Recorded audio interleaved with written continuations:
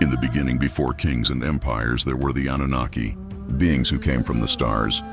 Anu, the silent watcher, ruled the heavens. His sons Enki and Enlil descended to shape the earth. Enki gave wisdom, teaching humankind the secrets of life. Enlil sought order, ruling with storms and law.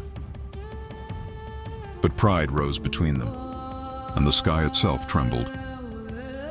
The harmony of heaven cracked, and from that fracture, history began. Some say their echoes still move through us, whispering of what was lost and what may yet return.